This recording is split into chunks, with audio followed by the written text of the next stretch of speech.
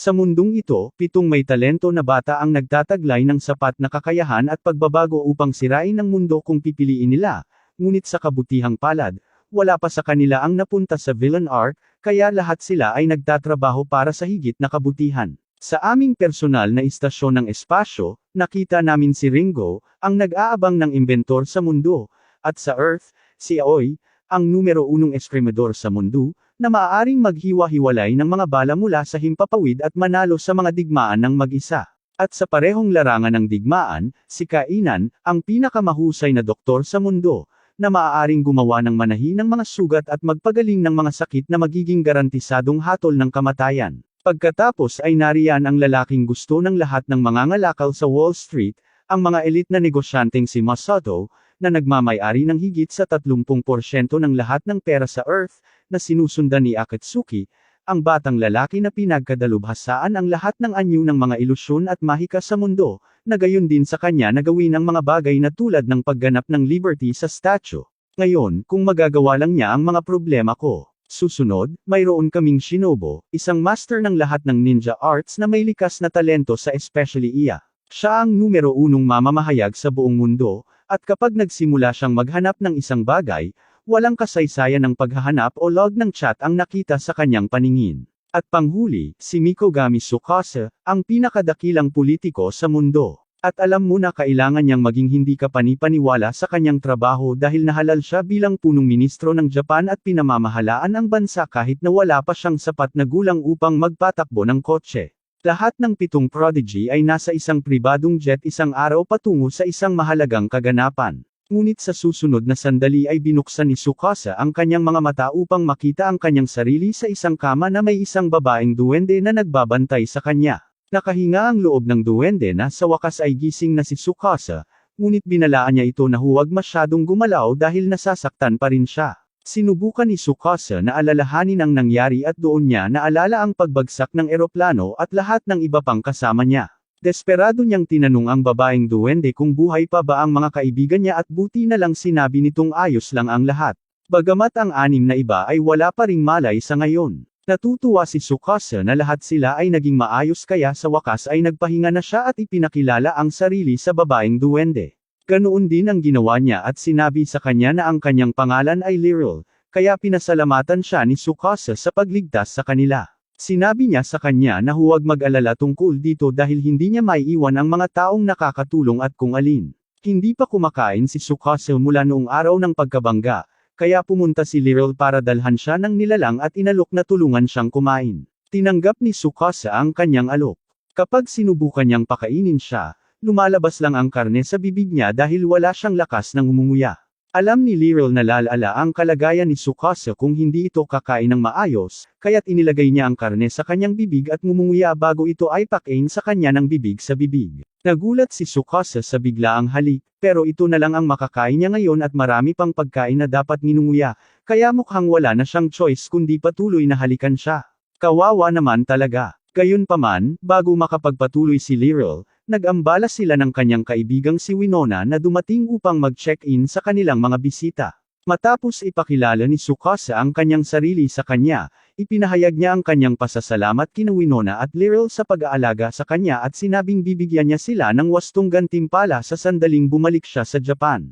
May isang problema lang na hindi pa narinig ni Winona o ni Liril ang isang bansang tinatawag ngunit na Japan. Gulat na gulat si Tsukasa at hindi makapaniwalang hindi pa nila narinig ang Japan noon pa man dahil lahat sila ay nagsasalita ng Japanese this whole time, ngunit wala pa ring ideya sina Liril at Winona kung ano ang sinasabi nito dahil tanging alam nilang wika ni Alton, ang wika ng bansang ito. Naguguluhan na talaga si Tsukasa ngayon dahil masasabi niyang hindi nagsisinungaling ang dalawang ito sa kanya at ang katotohanang totoong duwende si Liril at totoong halimaw na babae si Winona, may kakaibang nangyayari. Bumangon siya sa kama at tinanong sina Liril at Winona kung maaari nilang dalhin siya sa lugar ng pagbagsak ng eroplano. Ang dalawa sa kanila ay walang ideya kung ano ang kanyang sinusubukang gawin, ngunit sila ay sumang-ayon na dalhin siya sa lugar ng pag-crash. Sa daan, ipinaliwanag nila na 4 na araw na ang nakakaraan, isang bagay na tila isang higanteng ibon ang bumagsak mula sa langit at nagdulot ng napakalaking pagsabog ng tumama ito sa lupa,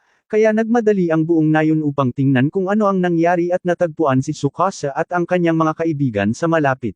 Ngunit may hindi pa rin nakakadagdag para kay Tsukasa dahil pagkatapos tingnan ang lugar ng pag-crash, alam niyang wala sa kanila ang nakaligtas sa pag-crash ng eroplano na kasing lala nito. At para madagdagan pa ang kanyang hinala, may nakita silang dragon na lumilipad sa itaas at tiyak na hindi mangyayari iyon sa Earth, kaya sigurado si Tsukasa na nadala sila sa ibang mundo. Lumipas ang isang buwan at lahat sila ay gumaling na sa kanilang mga sugat, kaya isang piging ang mga idinaos upang ipagdiwang ang kanilang paggaling. Nahirapan silang napaniwalaan noong unang sinabi sa kanila ni Tsukasa na sila ay dinala sa lahat ng mundo, ngunit pagkatapos ng oras ay medyo nasanay sila sa buhay dito. Lahat maliban kay Akatsuki dahil ang magic ay ang kanyang espesyal na bagay at ngayon siya ay natigil sa isang mundo kung saan ang lahat ay mahiwaga. Tinanong sila ni Lirel kung talagang walang magic o byuma ang mundong pinanggalingan nila, ngunit hindi alam ni Shinobu ang ibig sabihin ng byuma, kaya humingi siya ng paliwanag. Ipinaliwanag ni Lirel na ang byuma ay mga taong may katangian at lakas ng hayop na tumutugma sa kanilang pangangatawan, habang ang pito sa kanila ay mauuri bilang huma. At kahit bihira, posible para kay huma na gumamit ng mahika.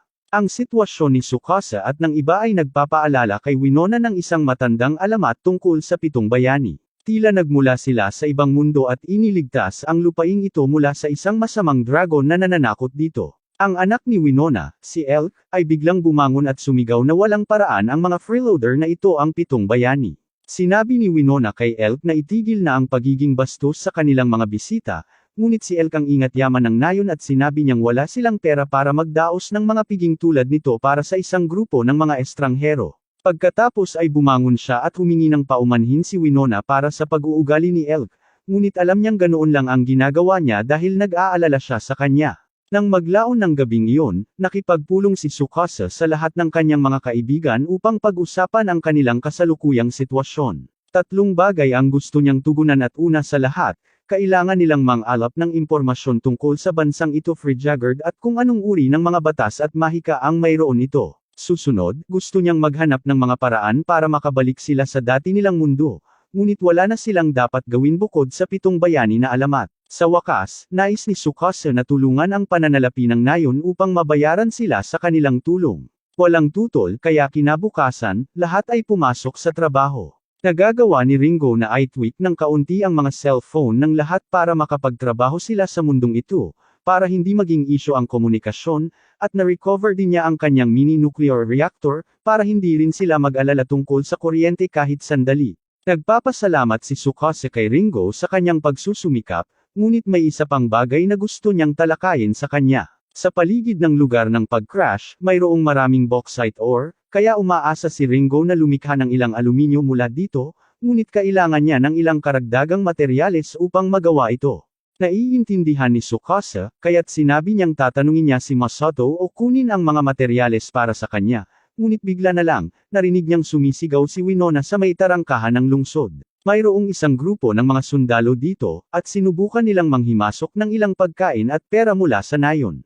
Ang isa sa mga Imperial Knight ay nagsabi kay Winona na dapat siyang magpakita ng pasasalamat sa kanilang proteksyon dahil kung siya ay mapunta sa masamang panig ng utos ng kabalyero, sino ang nakakaalam kung ano ang maaaring mangyari sa nayon, kaya sinabi niya ang lahat ng gusto niya ay isang maliit na mabuting pakikitungo bilang kapalit habang sinimulan niyang abutin ang dibdib ni Winona.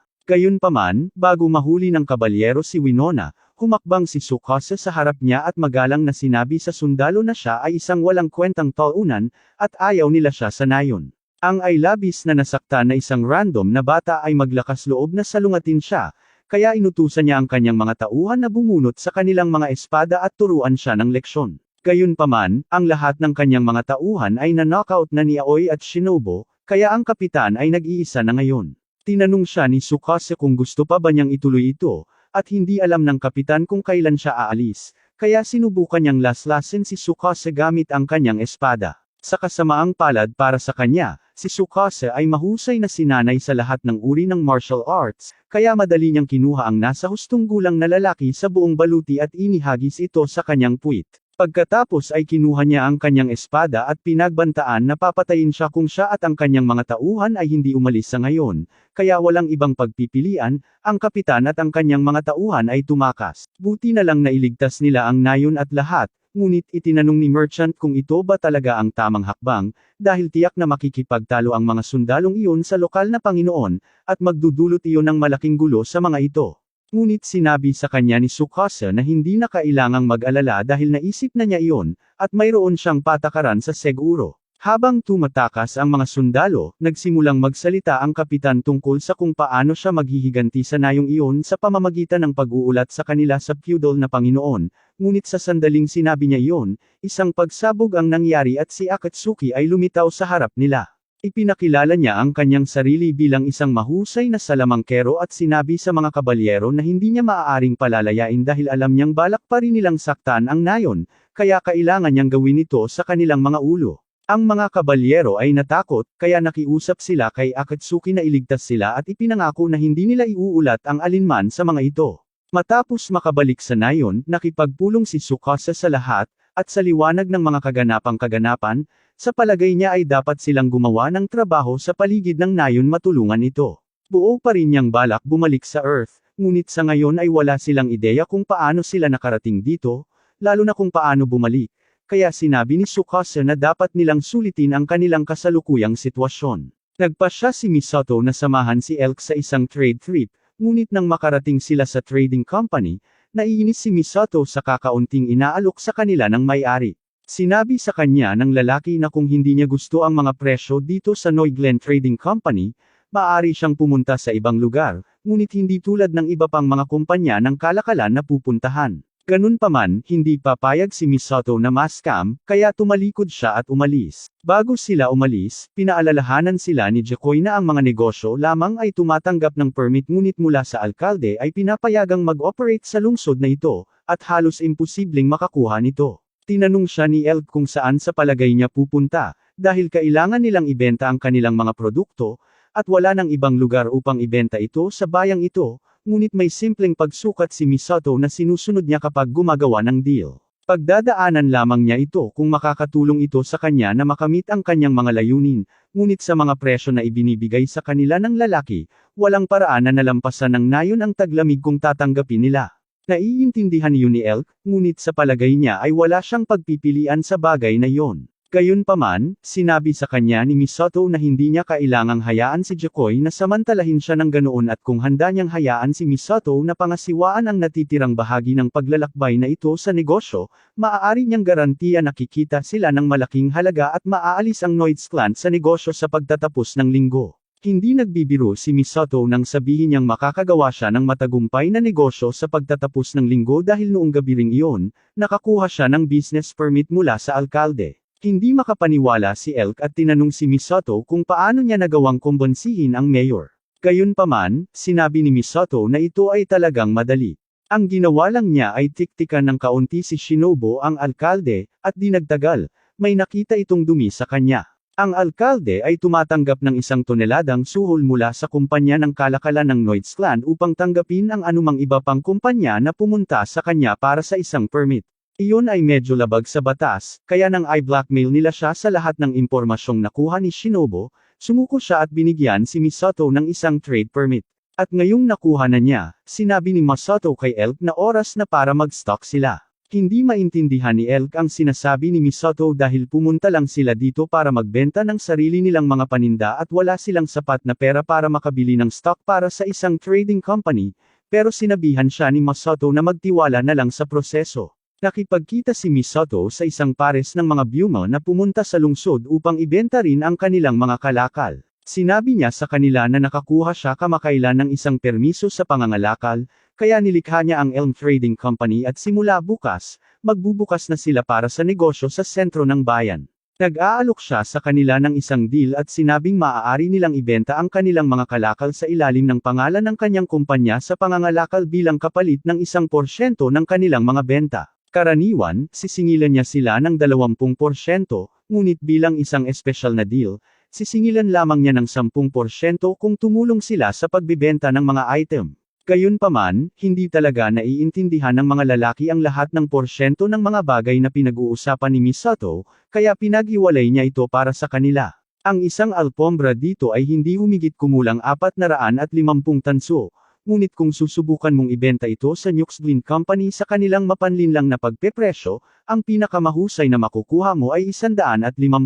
Sa kabaligtaran, sinabi ni Masato na maaaring ibenta ito ng Bumon ng 400 na kasama niya at ibebenta niya ito ng 400% lamang, at sisingilan niya ito ng 400% lamang lang ang kikitain nila. Ibig sabihin, 6 ang kikitain nila sa kabuuan, 6 yon ang kikitain nila. Tinanong nila si Misato kung ayos lang na sabihin nila sa kanilang mga kaibigan ang tungkol dito at sinabi niya sa kanila na maaari nilang sabihin sa maraming tao hanggat gusto nila. Nang gabing iyon, binugbog ni Shunabo si Misato sa kanyang silid at sinabing narito siya. Ipinapalagay ni Masato na si Nuxglin ay dapat gumawa ng isang hakbang. Kinumpirma ito ni Shunabo at sinabi sa kanya na simula bukas, makikipagdigma si Nuxglin sa Elm Trading Company. Na parang masamang balita kay Elk, ngunit sinabihan siya ni Masato na huminahon dahil mabilis lamang iyon na si Nuxglin ay magsisimulang bumili ng stock at ibenta ito sa sentro ng lungsod sa pinakamababa hanggat maaari, nang walang pagsasaalang-alang sa atin. Karaniwang sinusubukan nilang itulak ang Elm Trading Company mula sa merkado at sa palagay ni Masato ang kanilang diskarte ay isang magandang ideya, ngunit huli na para sa Nuxglin na gumawa ng kahit ano ngayon. Binuksan niya ang bintana at ipinakita kay Elk ang isang grupo ng mga tao na kanilang natipon at sa kanilang tulong, sisirain niya ang Nuxglin minsan at magpakailanman. Kinabukasan, inutusan ni Jacoy ang kanyang mga tauhan na lumabas at bilhin ang kanyang mga gawa sa abot ng kanilang makakaya anuman ang presyo, upang maitulak nila ang Elm Trading Company palabas ng merkado, ngunit sa kanyang pagkabigla, sinabi sa kanya ng kanyang mga tauhan na walang gustong magbenta sa kanila. Hindi makapaniwala si Jacoy, kaya tumungo siya sa sentro ng bayan para makita mismo. At sigurado, walang laman ang kanilang mga stalls habang ang kumpanya ng Elm ay puno. Noon pa lang ay nakaharap na siya ni Masato kasama ang lahat ng mga taong inuupahan niya at nakilala sila ni Jacoy dahil sila ang naglalakbay na mga ngalakal na pinaalis niya kanina. Noong una ay nakipag-deal si Jacoy sa sea merchant, agad niyang pinaalis ang lahat ng mga mangangalakal na nabasag ng lupa upang makatipid sa mga gastos sa paggawa at pagkatapos ay pinilit ang sinumang gustong magbenta sa kanya na dalhin sa kanila ang mga paninda ng mag-isa. Iyan ang uri ng panandali ang pag-iisip na humahantong sa pagbagsak ng mga kumpanya, ngunit nagbigay ito ng magandang pagkakataon, kaya niya silang lahat para magtrabaho para sa kanya at pumirma ng 3 taong kontrata sa pagiging exclusive. Ibig sabihin, kahit sinong puntahan ni Jacoy ngayon, walang magbebenta ng kahit isang bagay sa kanya. Nagsisimula ng magpanik si Jacoy, kaya sinubukan niyang kumbansihin ang mga mangangalakal na niloloko sila ni Masato at bibigyan niya sila ng higit pa sa ibinabayad sa kanila ni Masato. Ngunit alam na nila yon. Sa katunayan, personal na sinabi ni Masato sa kanila na mas marami silang makukuhang pera kapag nagpasya silang magbenta kay Jacoy, ngunit alam din nila na si Jacoy ay isang slimeball, kaya kahit bigyan niya sila ng magandang presyo ngayon, babalik siya sa dati niyang rip-off na presyo kapag natapos na ang trade war. Wala na silang tiwala sa kanya, kaya hindi na sila babalik sa trabaho kasama siya. Pagkatapos ay lumapit si Masato kay Jacoy at sinabi sa kanya na ang pinakamahalagang bagay sa mundo ng negosyo ay hindi pera, ito ay pagtitiwala, at itinapon ni Jacoy ang lahat ng tiwala na mayroon siya noong inalis niya ang kanyang tapat na mga parokyano para sa kaunting dagdag na pera. Sinabi ni Masato na dudurugin niya ang Nuxglin Trading Company sa loob ng 1 linggo, at malapit na niyang gawin iyon.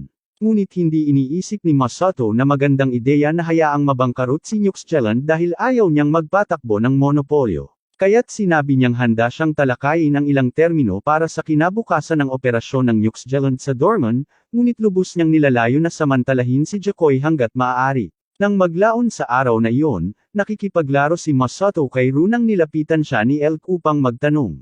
Gusto niyang malaman kung bakit pinili ni Masato na ilibre ang kumpanya ni Jacoy, kaya sinabi sa kanya ni Masato na hindi ito nararapat na ganap na alisin ang Nuxglin.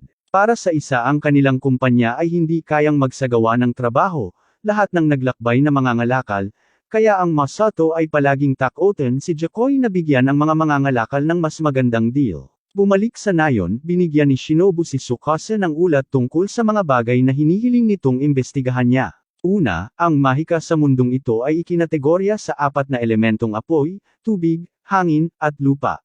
At ginagawa nito ang eksaktong inaasahan mo, ngunit ang mga taong maaaring gumamit ng magic ay talagang bihira.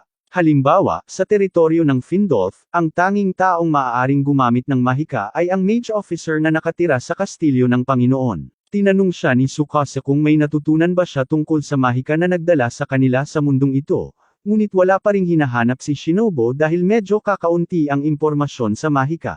Gayunpaman, may isa pang bagay na gusto niyang pag-usapan. Mukhang hindi ito magkakaroon ng maraming swerte sa pagpunta sa alamat ng 7 bayani.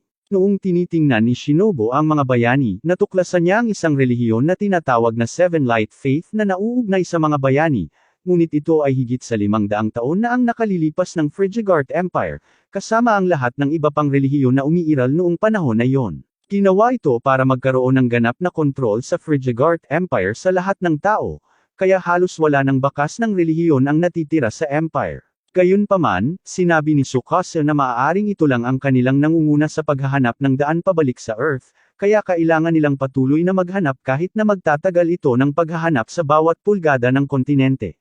Gayunpaman, sinabi sa kanya ni Shinobu na ang paghahanap sa kontinente ay magiging mahirap, dahil ang rehiyon na kinaroroonan nila ay nangyayari sa kanila na kumuha ng permit sa paglalakbay mula kay Marcus Findolf upang umalis. At si Findolf ay isang pangunahing jackass, kaya ang pakikitungo sa kanya ay magiging mahirap.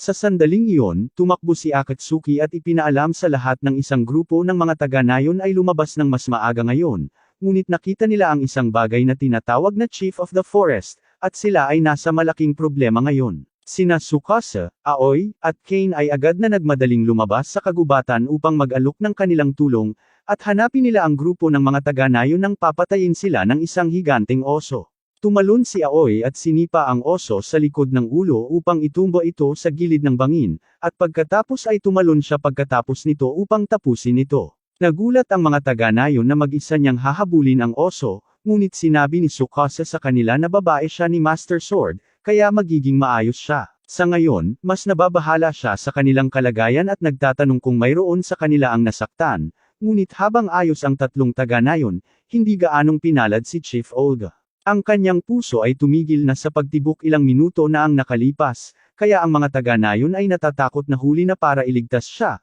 ngunit sinabi ni Tsukasa sa kanila na huminto ang puso ay isang maliit na isyu sa paligid ni Kane. Sinuri ni Kane ang kalagayan ni Olga, at sa madaling salita, luto na ang kanyang katawan. Bali lahat ng tadyang niya, nakalawit na ang bituka niya sa katawan, at 3 minuto na ang paghinto ng puso niya. Ngunit sa kabila ng lahat ng ito, si Kane ay tila hindi nag-aalala, kaya sinabi niyang sisimulan niya kaagad ang operasyon. Samantala, sa ilalim ng bangin, nakikipagsagupaan pa rin si Aoi sa oso sa isang mabilis na hampas. Nagawa niyang putulin ang ulo nito ng malinis, at kasabay nito, sinimulan ni Kane na hiwain si Olga upang ayusin siya. Walang ideya kung saan niya nakuha ang lahat ng kagamitan, ngunit nagawa niyang i-seal up ang lahat ng mga sugat nito sa loob ng ilang minuto, at ngayon ang tanging magagawa na lang ay i-restart ang puso ni Olga. Ngunit wala siyang defibrillator, kaya mano-mano niyang hinawakan ang puso ni Olga at sinimulan itong pisilin hanggang sa muling umikot ang dugo. Pagkatapos nito, isinara ni Kane si Olga at sinabi sa lahat na dapat siyang magising sa loob ng 2 hanggang 3 araw. Mukhang naging maayos ang mga bagay dito, ngunit habang pabalik sa ngayon, mas maraming problema ang namumuo. Isang grupo ng mga kabalyero ang huminto sa pangunguna ng punong kabalyero, si Inzaghi, at agad niyang inutusan ang kanyang mga tauhan na arestuhin ang lahat sa nayon. Narinig niya ang tungkol sa lahat ng pera na kanilang kinita mula sa kumpanya ng Elm Trading at sinabi niyang sinisingil niya ang lahat sa nayon na ito ng pagtataksil at inaakusahan silang kumikita ng pera ng ilegal. Ngunit pagkatapos ipaalam sa kanya ni Masato na kinita nila ang pera na iyon ng ganap na legal at nasa kanya ang lahat ng patunay na kinakailangan, sinabi lang ni Inzaghi na lahat kayo ay mahirap, so how dare you think kaya nyo nang mabuhay ng disenteng buhay para sa inyong sarili habang ako ay nasa paligid. Sinabi niya na sakupin niya ang lahat ng perang kinita nila, at pinaplano rin niyang sunugin ang gusaling ito kasama silang lahat para masaya. Sa oras na bumalik si Tsukasa at ang iba pa sa nayon, nakita nila ang town hall na nilalamon ng apoy kasama ang lahat sa loob. Ang natitirang mga taga-nayon ay handang tumakbo sa nasusunog na gusali o iligtas ang kanilang mga kaibigan, ngunit sinabi sa kanila ni Tsukasa na hindi na kailangan dahil may kasama silang ekspertong escape artist, kaya walang anumang bagay na hindi gaanong mahalaga tulad ng isang nasusunog na gusali na nagpapanatili sa kanila na makulong. At sigurado, makalipas ang ilang segundo, lumilitaw si Akatsuki sa kalangitan kasama ang lahat ng mga taong nakulong sa gusali, ngunit si Liril ay wala kahit saan. Matapos mapagtanto na si Liril ay dinala, ang lahat ng mga taga-nayon ay naghanda upang salakayin ang kastilyo ni Findal upang mailigtas sila. Ngunit bago sila umalis, sinabihan sila ni Tsukasa na huminto. Ang gagawin nila ay halos kapareho ng pakikipagdigma sa isang bansa, at kahit papaano ay nagawa nilang matagumpay na iligtas si Liril, ang Find Elf ay maaaring magpadala lamang ng mga tropa upang durugan ang nayon at lahat ng naririto ay garantisadong mamamatay. Sa ngayon, ang tanging buhay na pinapahalagahan ng Find Elf ay ang buhay ni Liril, kaya sinabi ni Tsukasa na maaari siyang makipag-ayos sa Find Elf upang matiyak ang kaligtasan ng nayon kapalit ng pagsasakripisyo kay Liril. Galit na galit si Elf na maglakas loob si Tsukasa na magsabi ng isang bagay na napakagulo, ngunit hindi rin ito gusto ni Tsukasa. Hindi niya kayang iwanan si Liril, ngunit kung tutuusin, ito ang magiging pinakamahusay na paraan upang matiyak ang kaligtasan ng nayon. At bilang isang politiko, obligado si Tsukasa na gawin ang pinakamabuti para sa kanyang mga tao. Alam at naiintindihan namin na sinusubukan lang silang bantayan ni Tsukasa, ngunit sinabi niya sa kanya na mas gugustuhin niyang mamatay sa pakikipaglaban kaysa iwanan ang kanyang kaibigan.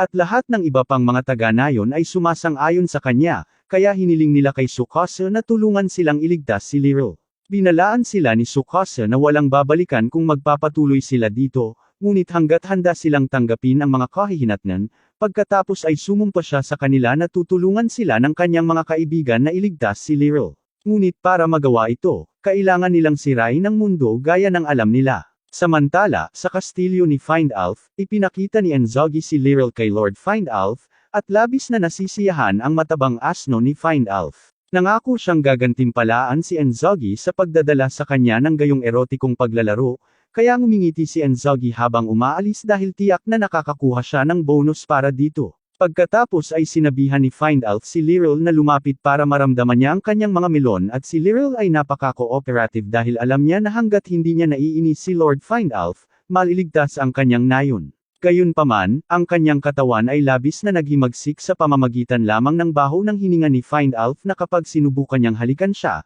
nagising si Liril ng mga kapangyarihan ng mahika at pinaalis siya ng hindi namamalayan. Ang pagsabog ay nagpatumba kay Find Elf sa kabuuan ng silid habang si Liril ay nalampasan mula sa pagkabigla, at pagkatapos niyang makatayo muli, sinabi ni Find Elf kay Enzogi na itali si Liril dahil lalo siyang nasasabik.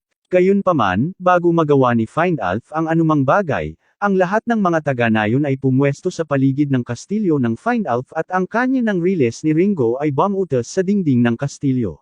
Ang kastilyo ay nasa mataas na alerto mula sa biglaang pag-atake, kaya sumugod si Enzogi sa mga pader at nakita ang isang hukbo ng mga taga-nayon na sumalakay sa butas. Nalaman niya na ang mga taong ito ay mula sa nayon ng Elm, kaya dapat narito sila upang iligtas si Liril. Ngunit ang grupo ng mga taga-nayon ay hindi dapat maging problema para sa kanilang hukbo, kaya inutusan niya ang mga gwardya na magsisimulang magpaputok ng mga palaso hanggang sa mamatay ang bawat taga-nayon. Gayunpaman, ang bawat solong araw ay napapalihis dahil ang lahat ng mga taga-nayon ay armado ng mga buong katawan na kalasag. Nagulat si Enzogi dahil ang isang kalasag na ganoon kalaki ay dapat na masyadong mabigat para sa trabaho, at karaniwan ay tama siya, ngunit sinabi sa kanya ni Macedo na ang kanilang imbentor, si Ringo, ay lumikha ng isang espesyal na bagay para sa kanila. Sa pamamagitan ng paghahalo ng aluminyo at ilang iba pang mga metal na nagdulot sa akin ng pagkawala ng chemistry, nakagawa siya ng superlight at matibay na metal mula sa modernong mundong Duralium. At sa mga sandata na gawa sa bagay na ito, walang paraan na matatalo sila sa isang grupo ng mga arrow. Ni Enzogi sa kanyang mga tauhan na patuloy na sumulong dahil mas marami pa rin sila kaysa sa mga taga-nayon, ngunit sinabi nilang bentahe sa bilang ay hindi makakagawa ng malaking pagkakaiba kay Aoy sa larangan ng digmaan. Sinimulan niyang putulin ang mga sundalo tulad ng Carten, at sumali si Winona upang higit pang idagdag sa patayan. Samantala, matagumpay na napasok ni Tsukasa at Shinobu ang kastilyo ni Findolf salamat sa kanilang intel na nakuha ni Shinobu tungkol sa kanyang lihim na daanan. Bumaba sila sa mga bulwagan at tumungo sa silid ni Findolf dahil malamang na hindi niya hinahawakan ang kanyang hostage, ngunit nang liliko na sila sa isang kanto, napansin ni Shinobu na may paparating, kaya't napahinto si Tsukasa nang may isang putok na nagpaputok sa kanila. Ang responsable ay ang mage officer na nakatira dito, si Gale Stafford. Sa labas, ang mga sundalo ay nagsimula ng mawalan ng lakas ng loob matapos makita ang lahat ng mga katawan na sina Aoi at Winona ay nakasalansan, at upang lubusang masira ang kanilang kalooban na lumaban, nagpakita si Akatsuki upang gumanap. Habang lumulutang sa ibabaw ng larangan ng digmaan, ipinakilala niya ang kanyang sarili bilang isang mahusay na salamangkero at sinabing mayroon siyang nakamamatay na regalo para sa lahat ng mga sundalo.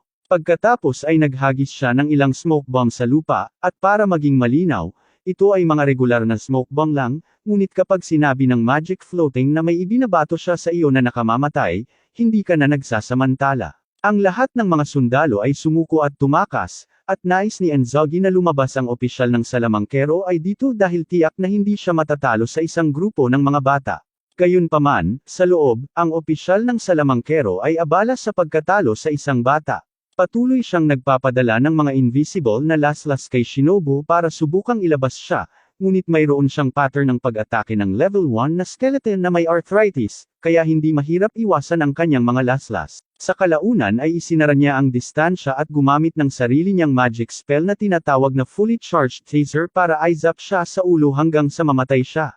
Inaalagaan niyan si Gale, ngunit hindi nagtagal ay dumating si Enzogi at ilang iba pang mga gwardya, kaya sinabihan ni Shinobu si Tsukasa na nagpapatuloy habang pinapanatili niya silang abala. Kalaunan ay nakarating si Tsukasa sa silid ni Findolf at nakitang nakatali si Lirul, ngunit habang papalapit siya upang palayain siya, binaril siya ni Findolf na nagtatago sa ilalim ng kama. Sa totoo lang, iyon ay isang napakatalino na hakbang sa bahagi ni Findolf, ngunit sinisiraan niya ang anumang pagkakataon na mayroon siya upang maging cool sa pamamagitan ng paggawa ng kakaibang sayaw na ito, at sa kasamaang palad para sa kanya, hindi man lang niya napatay si Tsukasa dahil palagi siyang nakasuot ng bulletproof suit at ang isang maliit na flintlock ay hindi magiging sapat upang makapinsala. Pagkatapos ay inilabas ni Tsukasa ang kanyang Glock at mayroon siyang 6 na round na naka-chamber kaya higit pa sa sapat na patayin si Findolf dito mismo. Napagtanto ni Findolf na maaaring talagang patayin siya ni Tsukasa, kaya't nag-alok siyang ibigay si Lirul at magkunwaring walang nangyari, ngunit hindi kailanman pumayag si Tsukasa. In the first place, after everything they've done, there's no way the Empire will let them go kahit nabigyan siya ng pass ni Findolf, kaya ang tanging paraan pasulong ay magsisimula sila ng revolusyon. Pagkatapos ay binaril niya si Findolf sa ulo, ngunit gamit lamang ang isang bala ng goma sa ngayon upang hindi siya makaya.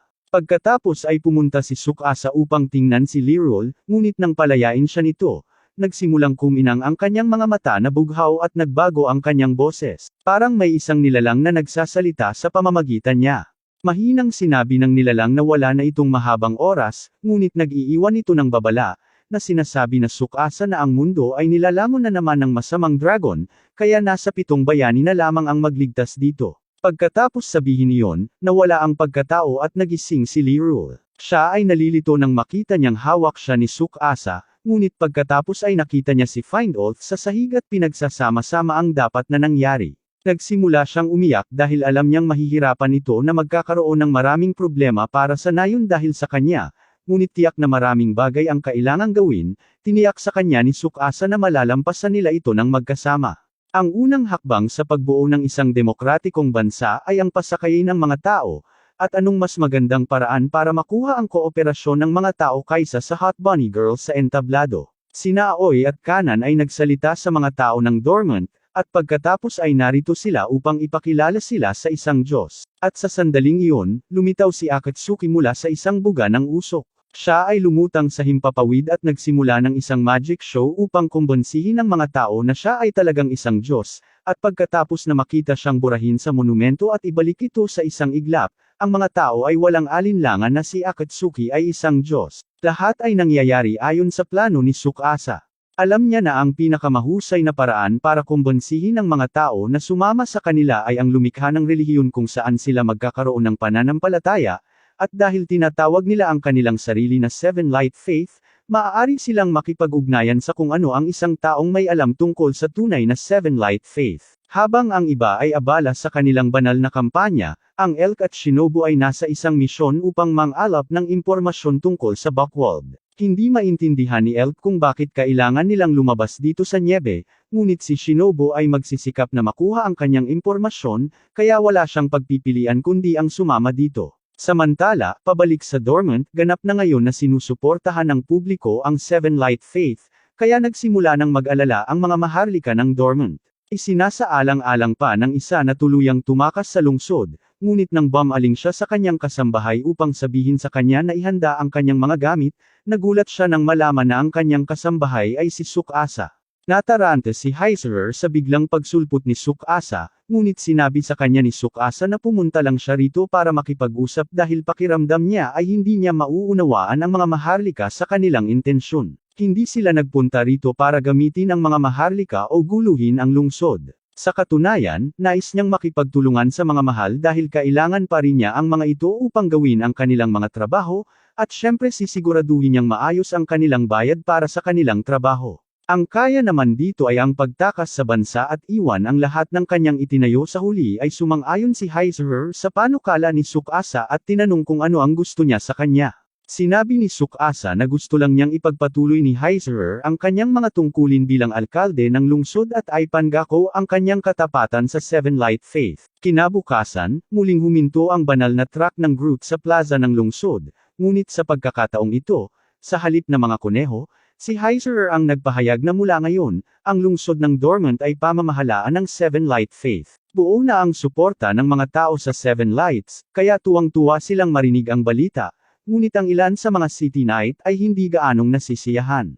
Noong gabing iyon, nakipagpulong si Tsukasa sa lahat para talakayin ang kanilang mga layunin, ngunit bago iyon, ang lahat ay naglalaan ng ilang sandali upang pagtawanan siya sa pagsusuot ng damit na katulong. Nahuhumaling pa rin si Ringo kay Tsukasa kaya nagustuhan niya ang larawan at sinabi ni Misato na padadalhan siya ng kopya para sa kanyang personal na koleksyon. Gayunpaman, pabalik sa paksa, dahil itinatag nila ang kanilang sarili bilang isang Diyos at bilang mga anghel, sinabi ni Tsukasa sa lahat na magpahinga at ipaubaya sa kanya ang natitirang ngunit mga operasyon. Ngunit dahil si Akatsuki ang kanilang Diyos, hindi sila maaaring magkaroon ng masamang mangyari sa kanya, kaya hiniling ni Tsukasa kay Aki na bantayan siya sa lahat ng oras at nanumpa siyang hinding-hindi aalis sa tabi ni Akatsuki kahit na nasa banyo ito. Binanggit din ni Kane na nauubusan na siya ng mga medikal na supply at gusto niyang magtrabaho sa paggawa ng ilang antibiotics, kaya hiniling ni Tsukasa kay Misato na kunin sa kanya ang mga materyales na kailangan niya.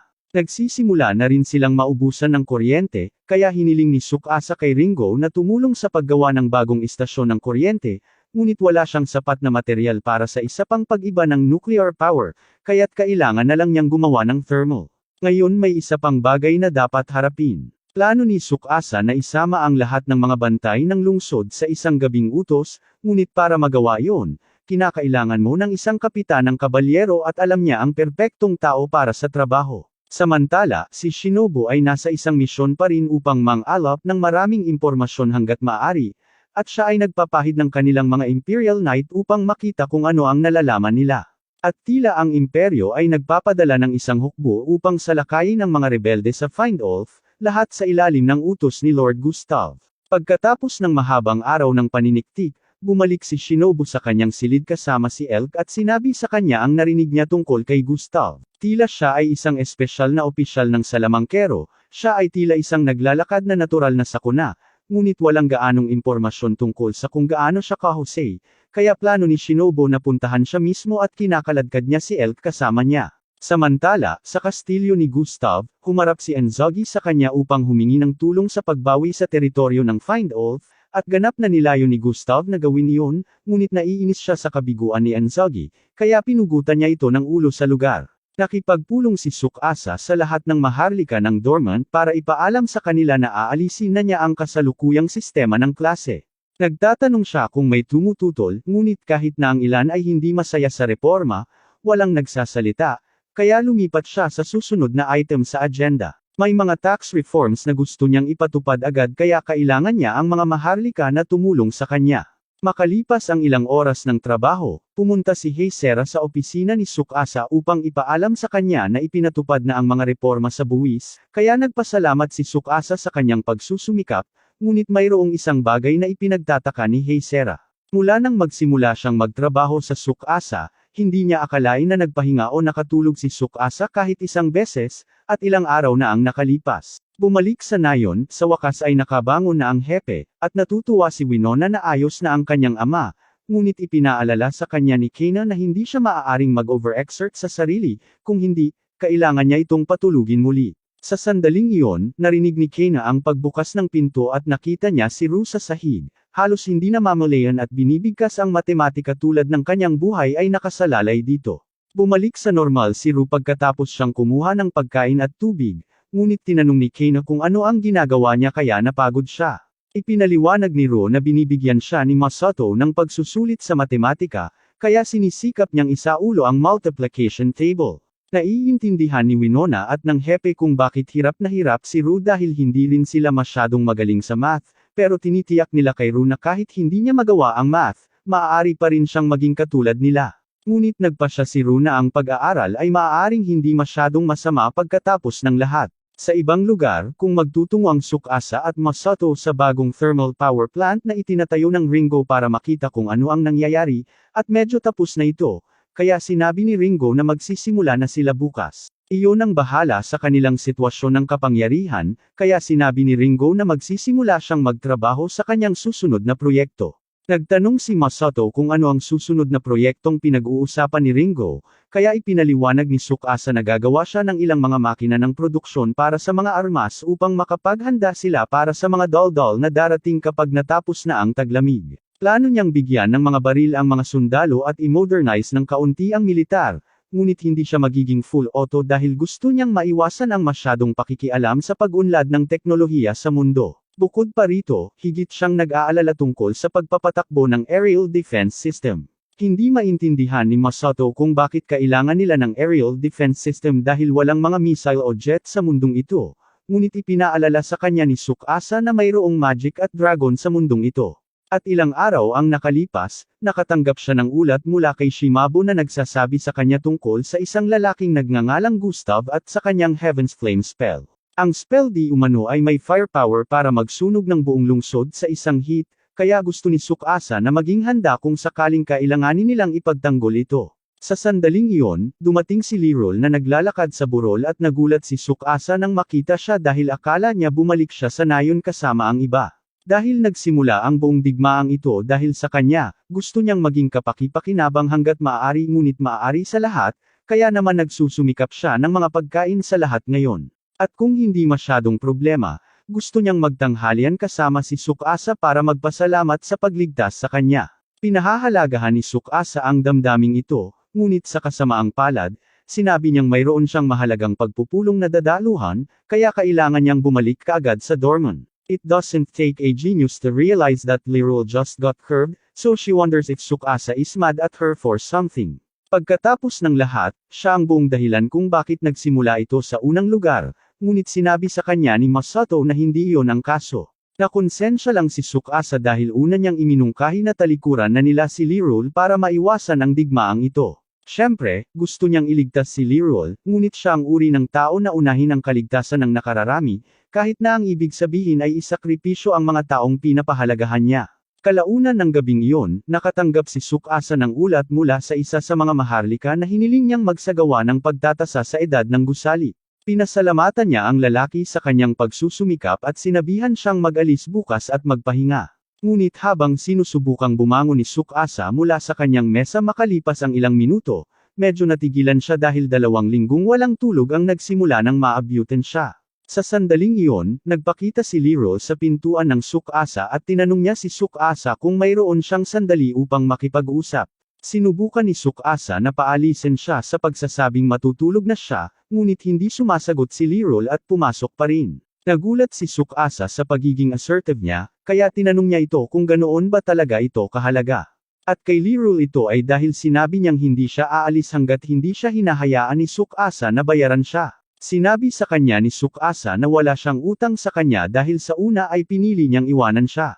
Alam na ni Lirol iyon, at ni Katie Ting ay hindi siya naabala nito. Kung ito ay magtatago ng pagprotekta sa nayon handa si Lirol na tiisin ang anumang maaaring gawin sa kanya ni Findolf. Ngunit sa pagtatapos ng araw, dumating si Tsukasa upang iligtas siya, kaya't may utang siya sa kanya kahit kaunting pasasalamat. Sabi sa kanya ni Tsukasa na hindi siya mabait na lalaki sa tingin niya. Siya ay halos pumatay sa kanyang sariling ama pagkatapos ng lahat.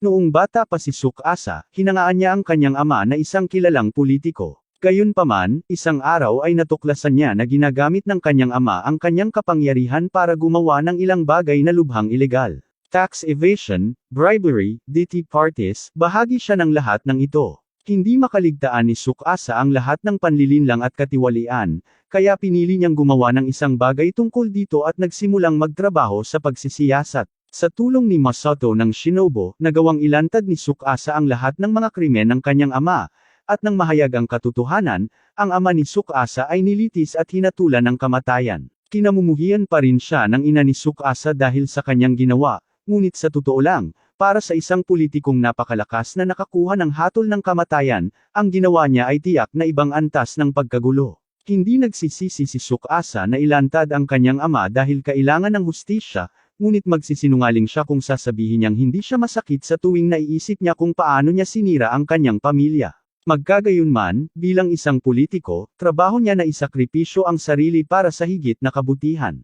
Hinawakan ni Liril si Tsukasa sa mga balikat at sinabi sa kanya na hindi niya kailangang mag-isip ng ganoon. Maaari mong isipin na natural para sa kanya na kamuhian siya pagkatapos ng kanyang ginawa, ngunit sumusumpa siya na kahit anong gawin ni Tsukasa, hindi niya ito masusuklam. Naantig si Tsukasa sa pagmamalasakit ni Liril sa kanya, kaya sa wakas ay sumuko na siya at sinabing tatanggapin niya ang pasasalamat nito. Pero sinabi niya na gagawin niya ang lahat para sa kanya, kaya ang sabi niya ay sasamantalahin niya ng husto ang kanyang mga hita. Nakahiga si Tsukasa sa kondonga ni Liril, at napakakomportable nito na sigurado siyang makakatulog siya ng mahimbing ng ganito. Ngunit ayaw niyang magdulot ng labis na gulo para kay Liril, kaya sinabihan niya itong gisingin siya kapag nagsimulang sumakit ang mga binti nito. Ngunit habang si Tsukasa ay natutulog sa kondonga ni Liril, nakita ni Ringo ang lahat, at siya ay lubos na nagseselos, kaya siya ay tumakbo at sinubukang alisin ang kanyang isip sa pamamagitan ng paggawa ng mas maraming trabaho. Samantala, sa recon mission ni Nael at Shinobu, huminto sila sa isang bayan ng magiliw na mga tao. Ang mga taong ito ay napakapalakaibigan sa katunayan na sila ay naghohas ng isang kapistahan para sa kanilang dalawa at tumanggi na hayaan silang pumunta ng isang buong minuto nang walang bagong baso ng alak. Bilang resulta, sa oras na pareho nang kumain sina El at Shinobu, medyo lasing na si Elk at sobrang lasing na si Shinobu, kaya dinala sila ni Esmeralda sa isang guest room at sinabing maaari silang magpahinga dito sandali. Masayang tinanggap siya ni Shinobu sa alok at tumalon sa kama. Ngunit habang gagawin din yun ni Elk, nilapitan siya ng anak ni Esmeralda, si Melinda, at sinabihan siya nitong magmadali na siyang umalis sa nayon, ngunit hindi maintindihan ni Elk ang kanyang sinasabi. Hindi nagtagal, mahimbing na siyang natutulog sa kama, o hindi bababa sa iyon ang gusto niyang isipin ng mga taga-nayon. Nagkunwaring lasing lang si Shinobu para linlangan si Esmeralda, kaya nang mag-isa na lang sila, ginaising niya si Elk. But he's still kinda drunk, so to snap him out of it, hinalikan siya nito sa labi. Naguguluhan na ngayon si Elk, ngunit matino na rin siya, kaya nagsimulang magpaliwanag sa kanya ni Shinobu na may kakaiba sa nayong ito. Hindi maintindihan ni Elk kung ano ang kanyang pinag-uusapan, kaya itinuro ni Shinobu na ang lahat ng mga taga-nayon ay sabik na magdaos ng piging para sa kanila, ngunit wala namang isang taga-nayon ang kumain ng kahit ano kahit na lahat sila ay mukhang gutom. Nalilito pa rin si Elk dahil ang mga taga-nayon ay mukhang malusog sa kanya, ngunit iyon ay dahil gumamit sila ng pampaganda upang itago ang kanilang mga kapintasan. At kahit na noon, nakikita pa rin ni Shinobu na ang mga taga-nayon ay payat at may paninilaw na mga mata, na mga klasikong palatandaan ng malnutrisyon. May hinala na si Shinobu mula nang dumating sila rito, ngunit ngayon ay sigurado siyang alam niya kung ano ang nangyayari dito, at hindi ito magiging maganda. Inakay niya si Elk pababa sa basement ng tavern at sigurado, nakita nila ang mga bangkay ng ilang patay na manlalakbay. Ipinapalagay ni Shinobu na ang mga taga-nayon ay dapat na umaakit sa mga manlalakbay sa nayon, nilalasing sila, at pagkatapos ay pinapatay sila upang makuha ang kanilang pera. At mukhang hindi lang iyon ang ninanakaw nila, dahil may mesa sa sulok na may nakalagay na tipak ng laman ng tao. Si Elk ay nasusuka ng mapagtanto ang mga taga-nayon ay pumapatay at kumakain ng mga hindi inaasahang manlalakbay na tulad nito.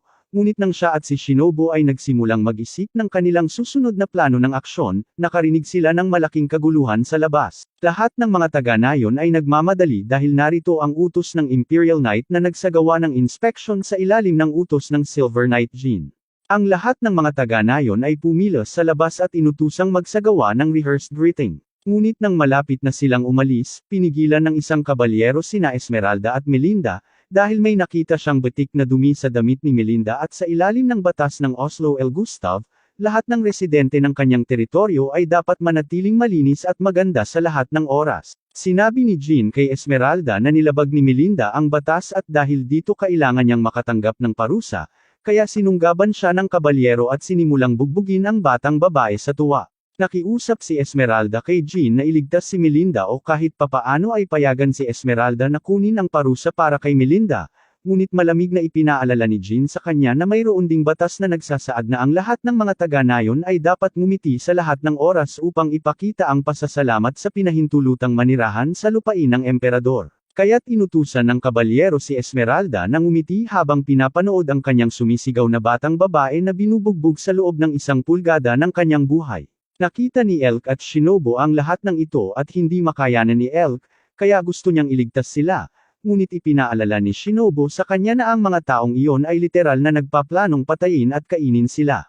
Alam iyon ni Elk ngunit sinubukan ni Melinda na bigyan sila ng babala na umalis sa nayon at hindi niya kayang panindigan at payagan ang ganitong kalupitan sa isang bata. Hindi rin ito gusto ni Shinobu kaya pumayag siyang may kailangan silang gawin.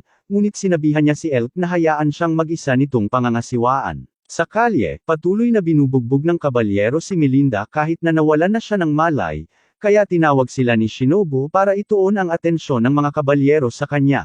Napansin ni Jin ang shuriken sa kamay ni Shinobu at ipinapalagay na si Shinobu ay dapat isa sa mga ninja mula sa angkan ng Yamato sa Hilaga. Si Jin ay ganap na mali, ngunit nagpa siya si Shinobu na makipaglaro dito at sinabing handa siyang mag-alok kay Jin ng deal. Kahit na sa husay ni Shinobu, malamang na hindi niya kayang talunin ang lahat ng mga tao rito, ngunit tiyak na mapapatay niya ang kalahati sa kanila, kasama na si Jin.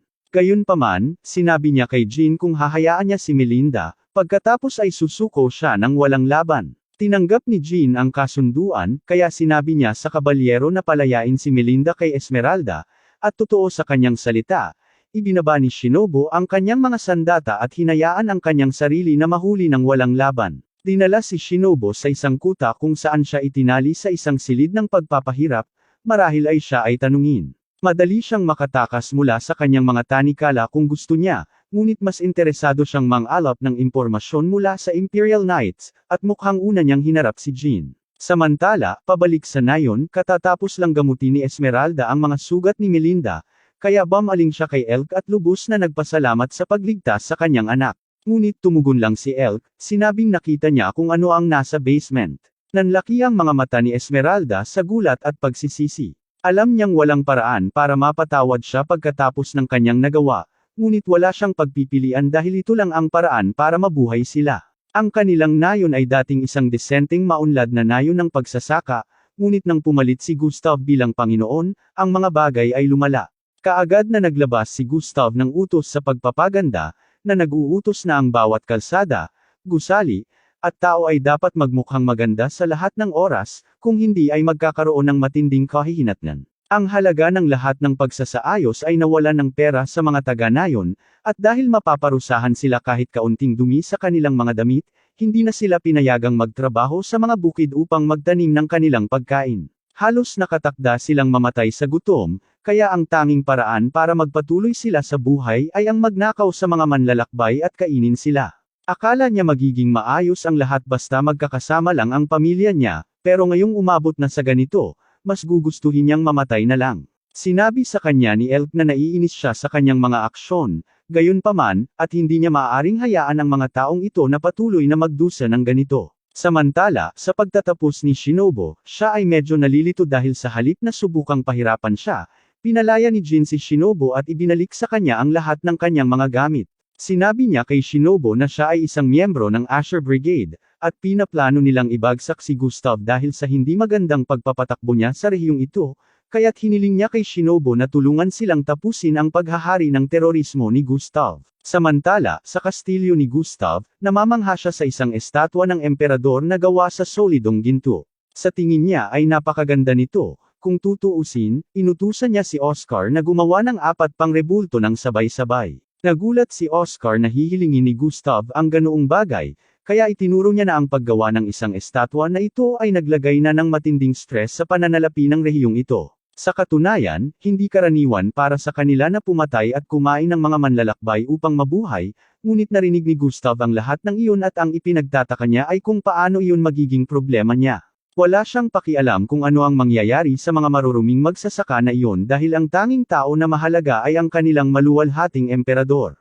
Tinanong din niya si Oscar kung ang mga rebelde sa Findelf ay naasikaso na, at habang mahigit 100,000 tropa ang inihanda, ang Rurok Mountains ay mahirap tumawid, kaya naghihintay sila ng tagsibol upang mailunsad nila ang pag-atake. Galit na galit si Gustav nang marinig na ang mga rebeldeng iyon ay hindi pa naaasikaso, kaya nagpasya siyang kunin ang mga gamit sa kanyang sariling mga kamay at inilunsad ang Sun Spear sa Findelf nang walang pag-aalinlangan. Sa Find Elves, kinuha ng Aerial Defense Unit na ginawa ni Ringo ang paparating na Sun Spear, kaya sinubukan niyang harangin ito gamit ang kanyang mga missiles, ngunit literal na umiiwas ang spear sa missile at dumapo sa mismong gitna ng bayan. Habang tumama ang sibat sa lupa, lumitaw ang isang higanting apoy na mukha ni Gustav sa gitna ng bahay at nagsimulang sunugin ang lahat sa lupa. Parehong nagsimulang magpanik ang mga Maharlika at ang mga tao, ngunit nagawa ni Akatsuki na pakalmayan sila at tiniyak sa lahat na hahawakan ito ng pananampalataya ng Seven Lights. Nakabuo na si Tsukasa ng mga unang pamamaraan sa pagtatanggol kung sakaling ganito,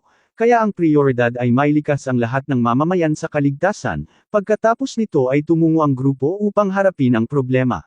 Pinalawak ni Tsukasa ang mga kalsada ilang linggo na ang nakalilipas dahil sa posibilidad na magkaroon ng ganitong sitwasyon at dahil doon, tila tumigil na sa pagkalat ang apoy, kaya malapit na silang magsisimulang subukang patayin ito. Ngunit sa kasamaang palad, may kontrol pa rin si Gustav sa Sun Spear, kaya kapag napagtanto niyang hindi na kumakalat ang kanyang apoy, naglalabas siya ng tono-toneladang fire spirit sa lungsod na nagdudulot ng mas malaking kaguluhan hanggat maaari.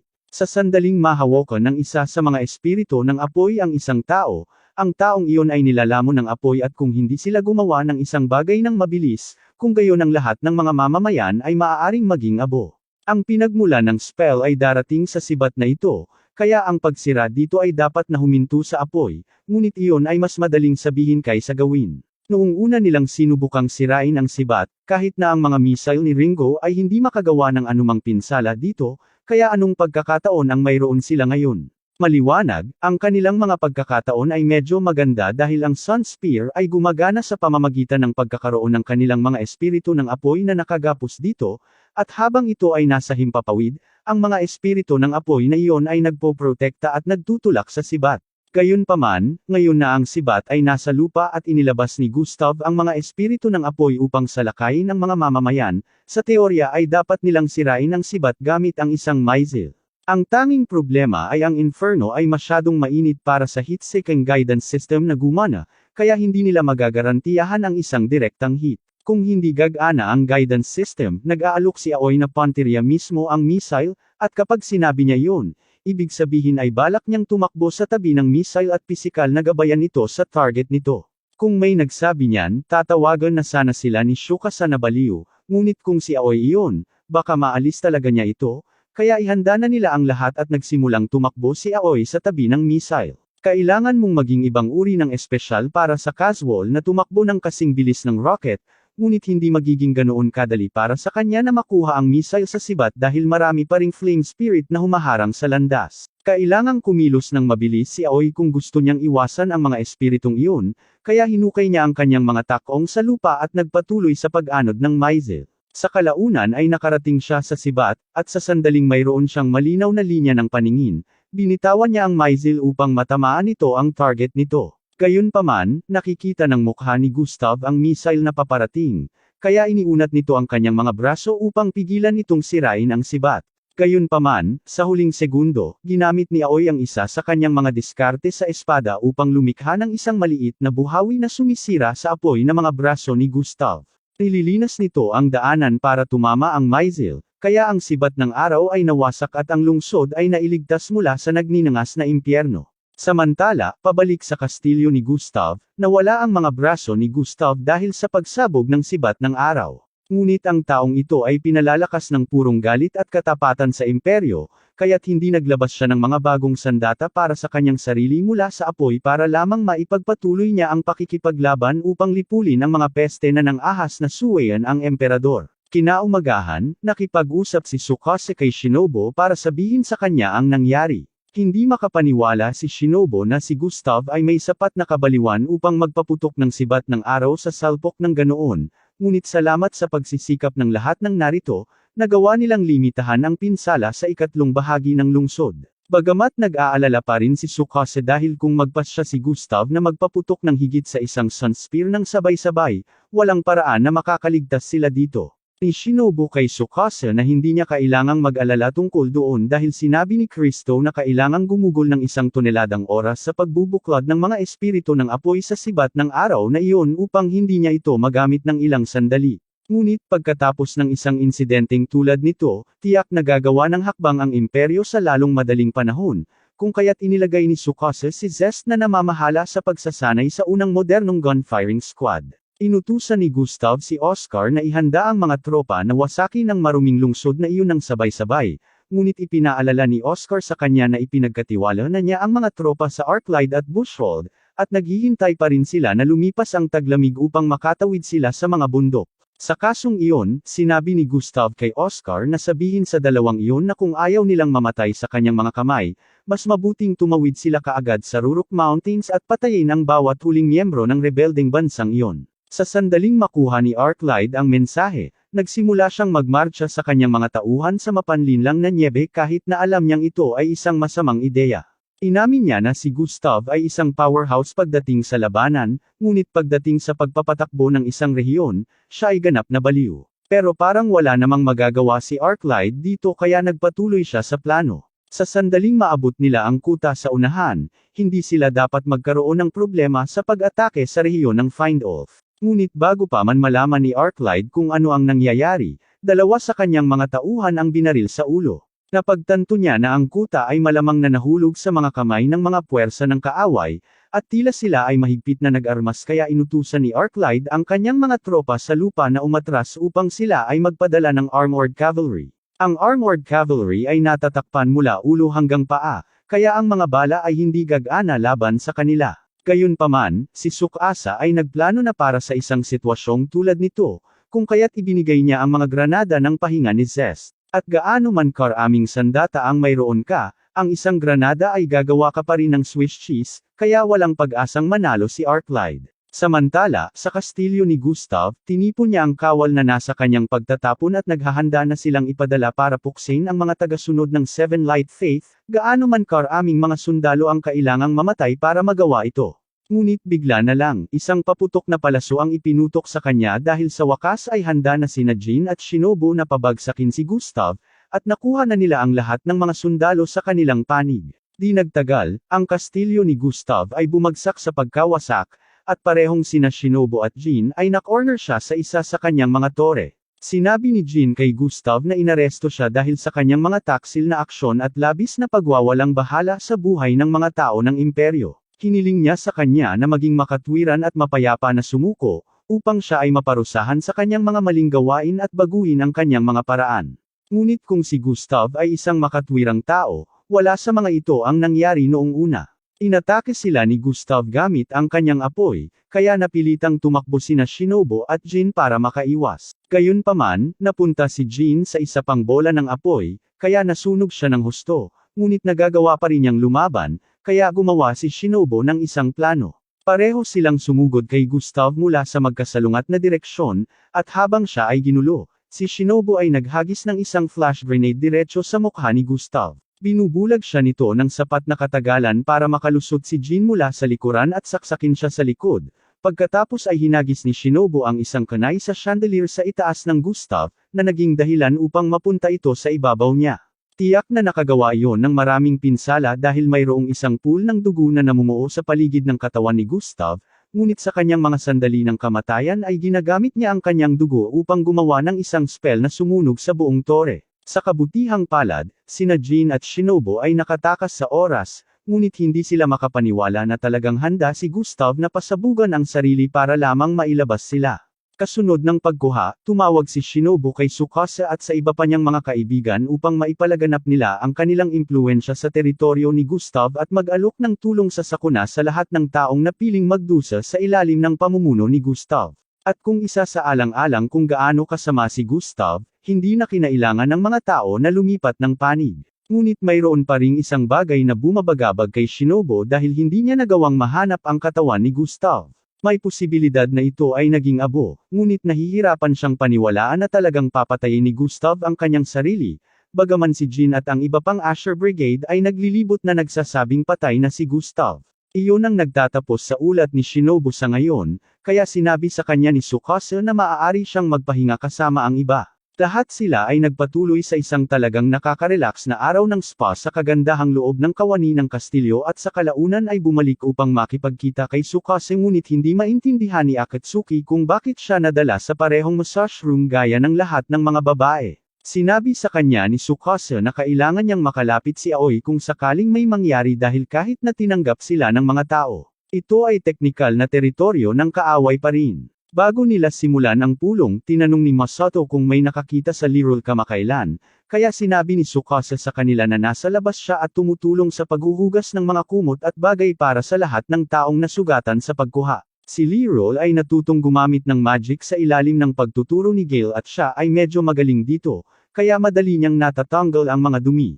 Ang mga mahiwagang kakayahan ni Lirol ay kapantay na ng isang elite na salamangkero, kaya't natutuwa silang kasama siya. Ngunit kailangan pa rin nilang magsimula, alang kung ano ang kanilang gagawin tungkol sa Asher Brigade. Sa ngayon, sila ay nasa mabuting kalagayan at magiging kapaki-pakinabang para sa lahat kung ang Asher Brigade at ang pananampalatayang Seven Lights ay maaaring magkaroon ng isang diplomatikong kasunduan, ngunit sinabi ni Tsukasa na imposibleng makipagtulungan sa Asher Brigade. Tinanong nila si Tsukasa kung bakit niya yun iniisip, kaya ipinaliwanag niya na bahagi ng mga tuntunin ng kapayapaan sa Asher Brigade ay ang pananampalataya ng Seven Lights ay kailangang magbayad at muling itayo ang higanteng gintong estatwa na ginawa ni Gustav na malamang na nawasak noong labanan. Gayunpaman, masasabi ni Tsukasa na ang bagong pinuno, si Conrad, ay nagsisinungaling sa kanya tungkol sa paghuhugas ng rebulto para lamang makakuha ng pera mula sa kanila.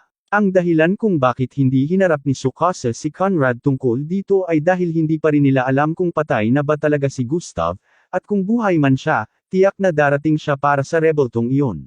Kaya ayaw ni Tsukasa na madamay sila kapag nangyari iyon. Plano rin niyang ilantad sa mga tao ang katiwalian ni Conrad sa tamang panahon upang lubos niyang mailipat ang opinyon ng publiko sa kanilang pabor. So with that said, he is going to assign roles to everyone, but before he could do that, Kina says she has something important to say. Basically, 5 araw na hindi natutulog sina Tsukasa at Ringo dahil sa sobrang trabaho nila, kaya bilang doktor nila, inutusan silang dalawa na magpahinga. Tsukasa ay hindi talaga maaaring makipagtalo dito dahil kung si Kina ang nagsasabi nito, kailangan niya talagang magpahinga, at dahil sila ni Ringo ay maglilibang, tinanong niya ito kung gusto niya itong samahan sa isang petsa sa paligid ng bahay. Excited talaga si Ringo para sa date, kaya umikot siya para humingi ng payo para matiyak na hindi niya masira ang kanyang malaking pagkakataon, at sa paglaon ng araw na iyon, nakilala niya si Tsukasa sa bahay. Ang kanilang petsa ay nagpapatuloy tulad ng anumang normal na petsa, ngunit ang pagtatangka ni Ringo na mahulog si Tsukasa sa kanya ay nabigo ng husto, at sa huli ay naguguluhan siya na siya ay nahimatay. Pagkalipas ng ilang oras, nagising si Ringo na nakahiga sa kandanga ni Tsukasa, at halos tapos na ang araw, kaya napalampas niya ang pagkakataong magkaroon ng isang romantikong petsa kasama si Tsukasa, ngunit mas handa siyang subukan muli sa ibang araw. Sa sandaling iyon, sinabi sa kanya ni Tsukasa na mayroon siyang mahalagang bagay na kailangan niyang gawin para sa kanya, dahil sa paraan ng pag-unlad ng kanilang rebolusyon, maaaring kailanganin itong mag-nuclear sa lalong madaling panahon. Pagkalipas ng ilang araw, nakipagpulong si Conrad sa kanyang superior na si General Nuro ng Imperial Army. Kinakabahan siya dahil sa tingin niya ay magagalit si Nuro sa pagpapabagsak niya kay Gustav, ngunit tila walang pakialam si Nuro. Kinikilala niya na si Gustav ay isang kaayla-hilakbot na pinuno, kaya pinuri pa niya si Conrad sa paggawa ng mga dapat gawin para iligtas ang mga tao ni Emperor Lindworm, ngunit isang bagay na hindi niya makokonsensya ay ang Seven Lights Faith. Tumanggi siyang hayaan ang mga taong nangangaral ng pagkakapantay-pantay na manirahan sa imperyo, kaya inutusan niya si Conrad na alisin ang mga ito at tiyak na magtatatagumpay siya. Sinabi niya na ipapahiring niya kay Conrad ang kapangyarihan ng Tanganyika, isang salamangkero na napakalakas na maipakita niya ang kanyang sunspear sa isang iglap.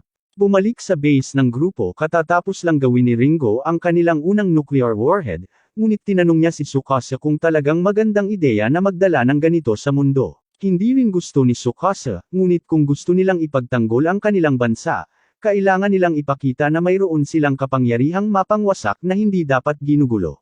Samantala, sa kuta ng Asher Brigade, tinatanaw ni Jean ang lungsod at nangakong gagawa ng positibong pagbabago sa imperyo ngayong naibagsak na nila si Gustav, ngunit bigla na lang, sa gabi ni Conrad, nagpakita si Rezinak at nang wala saan, sinubukan niyang patayin si Jean. Hindi maintindihan ni Jean kung ano ang nangyayari, kaya tinanong niya si Rezinak kung bakit niya ito ginagawa sa isang kaalyado, at tumugon siya sa pamamagitan ng pagsasabi sa kanya na binigyan siya ni Conrad ng mga utos na patayin siya. Sa kalaunan ay ibinagsak ni Rezinak si Jean at inipit sa lupa ng kanilang mga gwardya, kaya sinimulan niyang sumigaw kay Rezinak dahil sa kawalan ng karangalan bilang isang kabalyero, ngunit ang karangalan ay walang halaga kay Rezinak, kaya ang pagtalon ay palaging nasa mesa. Kahit kailan ay hindi niya nagustuhan si Jean, kaya natutuwa siya sa wakas ay may dahilan na siya para tanggalin siya.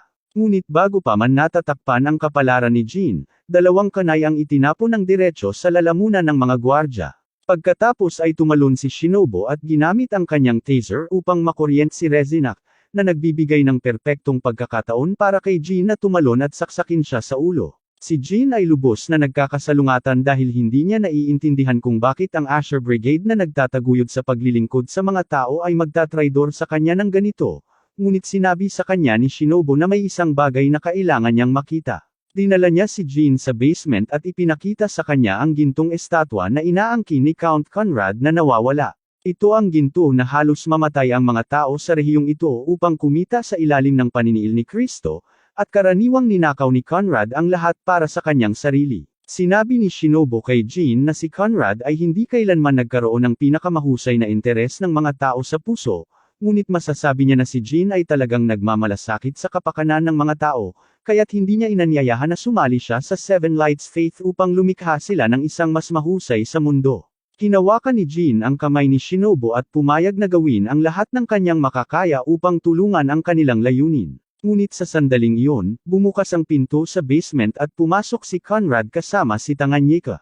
Nandito si Conrad upang ipakita kay Tanganyika ang gintong estatwa na kanyang nabawi at lubos niyang ipinagmamalaki ang kanyang sarili dahil ang bagay na ito ay hindi ang milyon-milyon. Gayunpaman, mukhang galit si Tanganyika sa katotohanang sinira ni Conrad ang rebulto. Sinubukan ni Conrad na ipaliwanag na hindi siya makahanap ng isang mamimili na kukuha ng buong rebulto, kaya kinailangan niyang hatiin ito sa mga piraso upang maibenta niya ito.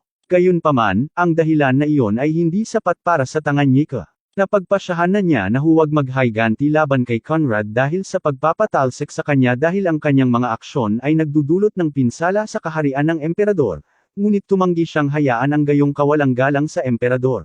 Inihayag ni Tanganyika na siya ay talagang masungit, at ang katotohanan na sinira ni Conrad ang isang estatwa ng emperador ay hindi mapapatawad, kaya nagpasya siyang sunugin ang buong Asher Brigade sa lupa, simula kay Conrad. Nakita ito ni Shinobu at Jean, at ngayon alam ni Gustav na narito sila, kaya kailangan nilang umalis sa lalong madaling panahon. Tumakbo sila ng mabilis hanggat maaari nang magsimulang magrampo si Gustav sa kastilyo ng Asher Brigade, na walang habas na sinusunog ang lahat upang maging abo. Habang tumatakas sila, iniulat ni Shinobu ang nangyari kay Tsukasa. Sinabi niya sa kanya na buhay si Gustav at mas makapangyarihan siya kaysa dati, kaya kailangan nilang kumilos ng mabilis bago siya makagawa ng anumang pinsala. Pumayag si Tsukasa na bigyan ng babala sina Shinobu at Jean na lumayo sa lugar na iyon hanggat kaya nila. Samantala, sa kastilyo, sinunog ni Gustav ang bawat huling tao, at naghahanda siyang maglunsad ng 4 na Sun Spear sa Seven Lights Nation. Pero bigla na lang siyang tinamaan ng nuke. Sina Shinobu at Jean ay nakarating sa isang ligtas na distansya, at si Jean ay namamangha sa sobrang mapanirang kapangyarihan ng pagsabog. Hindi nais ni Tsukasa na gumamit ng mga sandatang nuclear, ngunit sapat na si Gustav na isang banta sa buhay ng kanyang mga tao kaya wala siyang ibang pagpipilian, at kung sakaling umaasa siyang makamit ang isang tunay na demokrasya, kailangan niyang ipakita na nagtataka siya at ang kanyang bansa ay may mga paraan upang sirain ang sinumang magtangkang umatake sa kanila. Kinabukasan, nakipagpulong si Tsukasa sa lahat ng mga tao ng kanyang bansa upang sabihin sa kanila na si Gustav ay napatay ng kanilang malakas na nuclear thunderbolt. Hindi ito kalayaan na ang lahat ng kanilang mga problema ay nalutas na, ngunit ito ay isang mahusay na hakbang pasulong sa pagkamit ng kanila at pagbuo ng isang mundo kung saan ang lahat ay malayang mamuhay. Kaya naman mula sa araw na ito, idinideklara ng Tsukasa ang bansang ito bilang Elm Republic. Ang mga tao ay nasa sabik pagkatapos ng anunsyo ni Tsukasa, ngunit bigla na lamang, isang haligi ng apoy ang lumitaw sa gitna ng lungsod at lumitaw si Gustav. Hindi makapaniwala si Tsukasa sa kanyang nakikita dahil walang sinumang tao ang dapat na matibay para magtank ng nuke.